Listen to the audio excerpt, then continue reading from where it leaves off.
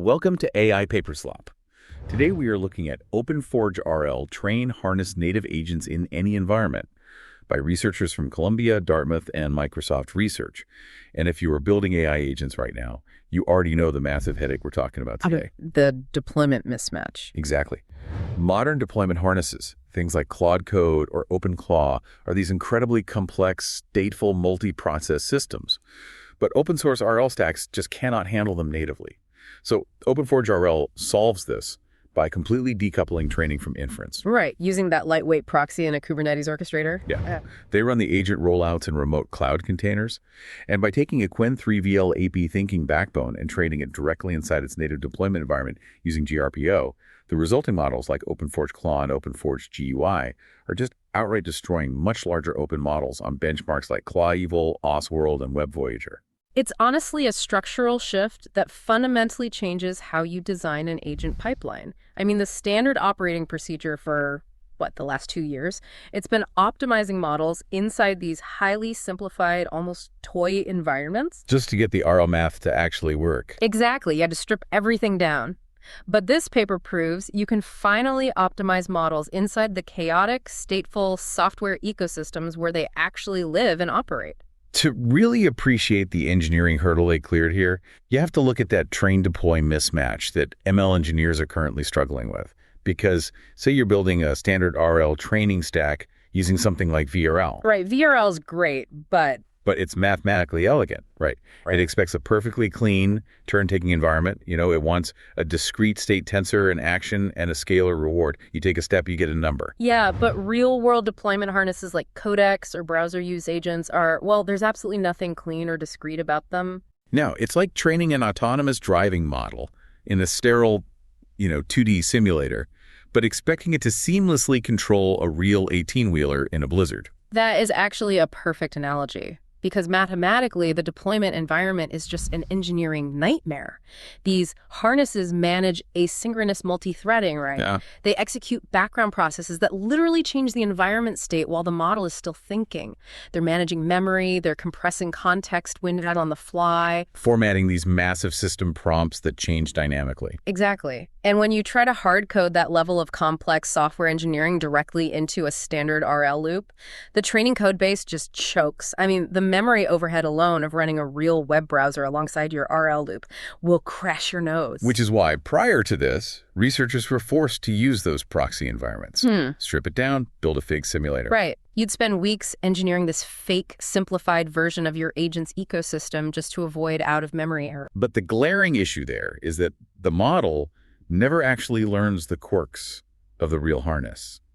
It's like learning a language by reading a static dictionary in a quiet room, and then your test is getting dropped into a noisy city where everyone uses slang and interrupts each other. Yeah, your model learns the logic, but has zero contextual familiarity with the actual latency and syntax of the real software vehicle it's strapped inside.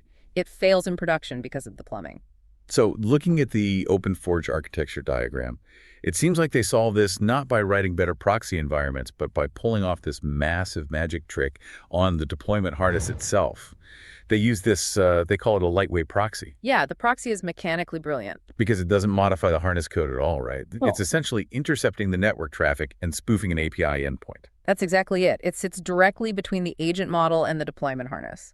So from the perspective of OpenClaw or an MCP server, the proxy just looks like a standard LLM API endpoint. Like it thinks it's just talking to Anthropic or OpenAI? Right. The harness fires off its messy JSON prompts, and the proxy serves the model's responses. But underneath, it's seamlessly intercepting the whole interaction. Extracting the state, the action, the reward. Yeah, and translating those messy logs into the clean mathematical trajectories that a stack like VRL actually requires to train. So it operates as a universal translator. Yeah. You don't have to touch a single line of your deployment code. But, and this is a big but, translating the data is only half the battle. The compute bottleneck is the other half. Oh, absolutely. Which brings us to the Kubernetes Orchestrator, which they built on Orchard. Because, if you are rendering a full Ubuntu desktop for a GUI agent, that is intensely CPU and RAM heavy. Yeah, a headless Chrome instance rendering a complex DOM tree, that can consume gigabytes of RAM. And if you run those on the same nodes, housing your B200 GPUs, You're going to bottleneck the whole cluster. You'd run out of system memory way before you fully utilize the GPU compute. I mean, if you need a batch size of 64 or 128 for your RL algorithm running 128 Chrome instances on your GPU node will instantly trigger an ohm kill. So the orchestrator completely decouples the rollout from the training, meaning they are literally running the GPU training on one centralized cluster and shooting the rollouts out to potentially thousands of remote CPU pods. Right, like on Microsoft Azure. By offloading the rollouts to Elastic Cloud CPUs, you isolate your resources entirely. And it dynamically manages them. Yeah, the orchestrator handles the life cycle of these pods. It spins up a fresh Ubuntu container, executes the task, records the trajectory via the proxy, sends the clean data back to the training cluster. And then just instantly tears the pod down. Exactly. So your highly expensive GPUs are just constantly fed with fresh trajectory data from the cloud. You never have to manage the overhead of the environments themselves. Which lets you scale to thousands of concurrent environments. Okay, so now that you have this infinitely scalable plumbing that doesn't OM your GPUs, you've got to feed it something. The data synthesis is the actual recipe here. Right, the architecture is just the infrastructure. So the base model they selected is Qwen 3 VL8B thinking, which makes sense given its vision capabilities for GUI tasks. But they split the training into two phases, supervised fine-tuning and then the RL phase. Let's look at the SFT phase first because the economics here are interesting. Yeah, for SFT, they relied on distilling trajectories from a much larger teacher model, Kimi K 2.5. And they used Opus 4.6 for the task generation, right? Right. Opus 4.6 spawned multiple agents in parallel to generate tasks for their target domains. And then for the judge, they used GPT 5.4 to determine if the task was completed successfully. The critical detail I noticed there is they did this without building a robust interactive verifier environment. Exactly. Because SFT just needs a static one-time success signal. Yeah, the paper states the SFT task generation took about 5.2 minutes per task, costing like 86 cents. It's relatively cheap. You look at the final state, use GPT 5.4 to say, yes, the flight was booked, filter out the failures, and train your AB model.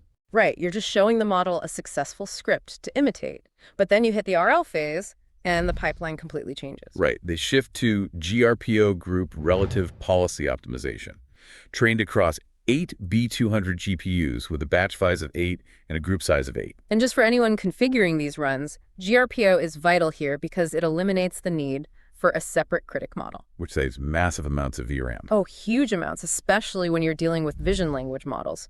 But the data synthesis for GRPO requires an entirely different approach than SFT. And this is where I have to push back a bit, or at least ask about the economics they present, because the cost differential is staggering.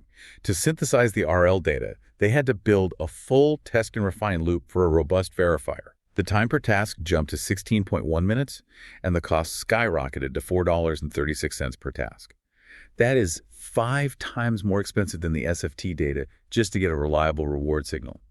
Is that premium really worth it at scale? Oh, it's absolutely non-negotiable. If you want your RL optimization to actually work, you have to pay that premium. Really? Because 5 times the cost is... I know, but think about it. SFT can tolerate a slightly noisy verifier because you're just filtering static data. But reinforcement learning is dynamic. The model is actively exploring the environment. It's intentionally trying weird edge cases and making mistakes. Exactly. It's taking paths the teacher model never even considered. So the environment must be able to repeatedly and consistently judge task success in real time. It often has to parse complex database states or deep DOM trees just to verify an action. Right, because if the verifier is brittle-like, if it gives the model a positive reward for an action that actually broke the system, the RL algorithm will just relentlessly optimize for that error. An RL algorithm will exploit any weakness in your reward function. It's a classic reward hacking problem. So if GPT 5.4 casually grades a broken HTML interaction as a success because the text output looked vaguely correct, GRPO will mathematically reinforce that hallucination. So that extra $3.50 per task goes entirely into bulletproofing the verifier against the agent's own exploration. Basically, without a robust test and refine loop, your expensive GPU cluster is just efficiently training your model to cheat. Exactly. Okay, so did that massive data cost translate to real-world performance? Let's connect that $4.36 per task to the actual leaderboards. They trained 2 distinct models, OpenForgeClaw for deep tool use and OpenForgeGUI for visual computer control. Right, and the numbers are impressive. Yeah, OpenForgeClaw hit a 31.7 pass at 3 on Claw Evil and 33.7 on OpenClaw Bench. But the big flex was testing it on the MC Patless default 20 server configuration. Testing on the full 20-server config is massive. It means they didn't just test the agent against a single isolated API, they evaluated it against a fixed 89 task set running across an entire simulated internal network. Which prevents any benchmark cherry picking. Exactly. It proves the agent can handle multi-system orchestration natively. And then the OpenForge GUI model numbers really caught my eye. It scored 37.7 on Oswald Verified, 63.0 on Online Mind 2 Web, and a massive 72.3 on WebVoyager. Yeah, that WebVoyager score is wild. For anyone who hasn't run it, WebVoyager isn't just parsing a static DOM. This is an agent dynamically clicking, scrolling, and typing through live, unpredictable websites. Hitting a 72.3 fundamentally changes its usability in production. And what should really stand out to any ML engineer looking at these charts is the parameter efficiency. Right, because it's an 8B base model. Exactly. We are talking about an 8 billion parameter base model competing with, and in some cases beating, open models in the 24 to 32 billion parameter range. So how does an 8B model outreason a 32B model on a complex web task? I really want to dig into the mechanics of that discrepancy. It comes down to cognitive load and zero-shot translation. Okay, explain that. So when you take a 32 billion parameter model that was trained on a generic proxy environment and you drop it into a highly complex custom deployment harness, that model has to burn a massive percentage of its parameter capacity during inference just to figure out the syntax. It's using its reasoning to translate generic logic into the specific, weird formatting rules of OpenClaw. Right. Going back to your language metaphor, the 32B model has a massive vocabulary, but it's using all its mental energy just trying to decipher the local slang. Which leaves it with less processing power to actually solve the task. Precisely. But OpenForge trains the 8B model natively inside that specific harness. The model isn't wasting any parameter capacity on syntax translation. It inherently knows the exact latency, the tool formatting, how the context window compresses. That extreme environment familiarity is basically a massive force multiplier. Yeah, 100% of its compute is focused on task execution, so it punches way above its weight class. Which brings us to the behavioral analysis in the paper. Because beyond just benchmark chasing, they looked at how the GRPO training altered the agent's behavior compared to just the SFT checkpoint. Yeah, they tested the SFT-only model against the SFT plus RL model across different harnesses. And the first major insight was about harness complexity itself. Like a convoluted harness literally acts as a ceiling on the model's ability to learn. Right. They found that simpler, better-aligned harnesses, things like ReaCT and ZeroClaw that natively support adding custom tools directly, those were much easier for the model to master during the RL phase. Those yielded the highest performance jumps. Exactly. In contrast, when they forced the model into highly complex legacy-style harnesses like OpenClaw, which require massively long prompts and consume huge chunks of context just to manage state, the performance gains from RL were significantly muted. So if you are an engineer designing the deployment architecture, the takeaway is do not overcomplicate your harness, keep state management simple, or the RL algorithm won't be able to find the signal through the noise of your own system prompts. Yes, keep it clean. But the behavioral analysis gets incredibly mechanical when you look at the tool shift. They analyze the ZeroClaw harness to see which specific tools the agent called before and after RL. And that shift in tool preference is a classic emergent behavior of reinforcement learning. During SFT, you teach the agent what tools exist, and SFT models often over-index on the most flexible tool available. Which is usually a generic bash shell. Right, because theoretically, with a shell command, you can execute any action, navigate any directory, parse any file. But the paper shows that after the RL phase, the agent's reliance on that generic shell drastically dropped. In successful runs, generic shell usage fell from 13.2% down to just 5.6%. Yeah, the agent actively avoided the shell. It started favoring dedicated service tools like specific structured API calls for contacts or dedicated search functions. Why does GRPO hate the bash shell so much? Because a bash shell is theoretically flexible, but mechanically it's very brittle. If the agent makes a tiny syntax error, like a missing quotation mark or an incorrect flag, the shell throws a fatal error. And even if it works, the output is often just an unstructured wall of text that the agent then has to parse. Exactly. RL optimizes for reliability over theoretical flexibility.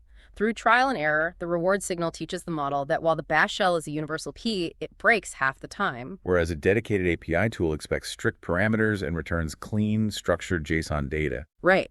The model learns that structured APIs consistently lead to a higher reward. And we see that drive for reliability clearly in the radar charts the authors generated. The RL phase significantly improved capabilities like self-verification. Meaning the agent would take an action and then proactively query the database or read the DOM to verify its own write actually went through. Yeah, and it improved tool coverage, using a wider array of those dedicated APIs. However, there is a glaring weakness in these charts. Yeah, the error recovery. Exactly. Even after thousands of RL steps, the metric for error recovery, which is the ability to correctly solve a task after a command fails, remain the absolute weakest capability of the model. And that points to a fundamental limitation in how standard RL explores state spaces. GRPO and RL in general is exceptionally good at perfecting a happy path. Right. If the model finds a multi-step plan that yields a reward, the algorithm just reinforces it. It makes that path highly efficient, ensures the model verifies its steps, tunes it to use the exact right tools. But RL struggles deeply to teach a model how to pivot when the environment unexpectedly breaks. Because to learn how to recover from a failure, you have to spend compute intentionally exploring failure states. You have to map the ditch, not just the highway. Exactly. Once an agent falls off the happy path and hits an error, the state space explodes. I mean, there are near infinite ways a bash script or a web navigation can fail. And because the RL algorithm is mathematically designed to maximize reward, it naturally avoids those failure states during exploration. Right. It never gathers enough trajectory data on how to navigate out of a broken state. So when the deployed agent inevitably hits an unexpected error in production, it hasn't mapped that specific territory. It just freezes up, hallucinates, or loops the same failed command infinitely. Yeah, it doesn't know how to back out. So bringing this all together for your own training pipelines, OpenForgeRL has effectively democratized end-to-end agent training. By leveraging a lightweight proxy that spoofs an API and a Kubernetes orchestrator that offloads the heavy lifting to cloud CPUs, you can finally bridge the gap between pure RL codebases and the messy reality of deployment harnesses. The infrastructure excuse is gone. Yeah.